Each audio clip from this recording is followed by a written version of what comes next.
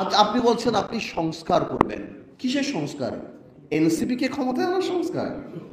NCP কে ভালো করার সংস্কার? দেখুন, এনসিপির প্রতি আমাদের দুর্বলতা আছে।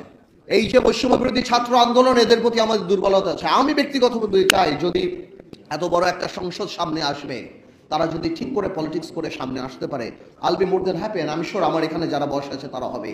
তারা যে প্রথম থেকে প্রত্যেকটা রাজনৈতিক দলকে আক্রমণের মুখে রেখেছে, বিএনপি আওয়ামী লীগ মুদ্রার এপিট আর ওপিট, ওনারা কোন কারণে এই কথা বলে? আজকে কি বিএনপি বাংলাদেশে 1400 লোক হত্যা করেছে? বিএনপি কি লক্ষ কোটি টাকা পাচার করেছে? বিএনপি কি 3টা জাতীয় সংসদ নির্বাচন, দিনের নির্বাচন রাতে করেছে? মাথায় রাখতে হবে, আওয়ামী লীগ কোনো রাজনৈতিক দল না। Awami League is a criminal enterprise. BNP আর আমরা রাজনৈতিক দল। আজকে বিএনপিকে আমি ধন্যবাদ জানাই যে বিএনপির মতো এত বড় একটা রাজনৈতিক দল, হয়তো ইলেকট্রাল রেটে আমরা ওরকম ইম্পর্টেন্ট নাও হতে পারি, কিন্তু রাজনীতিতে হয়তো আমরা রেলিভেন্ট।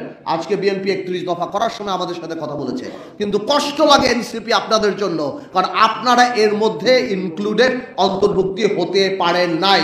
আপনাদের দম্ভ, আপনাদের অহংকারের জন্য। মনে রাখবেন, সরকার চালানো আর সরকার নামানো এক জিনিস না। আপনার মন খারাপ, আপনি পদত্যাগ করতে চান, সেই জিনিস আমাদের জানতে হবে এনসিপির নেতা নাহিদের কাছ থেকে। এটা আমাদের জন্য লজ্জাকর ব্যাপার যে ডিসেম্বরের মধ্যে নির্বাচনটা আপনি যদি দিয়ে দেন, এই দেশে সব কিছু একটা লাইনের মধ্যে চলে যাবে। আজকে ব্যবসায়ীরা ইনভেস্ট করে না কোথাও, তারা মনে করে ভাই ইলেকশনের পর কি হবে, প্রশাসন কারা আসবে, কোথায় কি হবে, চাকরি বাকরি ব্যবসা থেকে আরম্ভ করে সব কিছু আপনি একটা কনফিউশনের মধ্যে আপনি ফেলে দিয়েছেন বাংলাদেশে।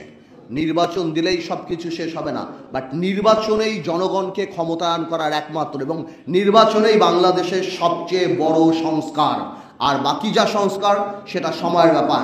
ইউনূস সাহেব 17 বছর বাংলাদেশের মানুষ ভোট দেয় নাই। আপনি মানুষের ক্ষমতাটা মানুষের হাতে দিয়ে দেন, মানুষ আপনাকে সবসময় স্মরণ রাখবে। এবং আমরাও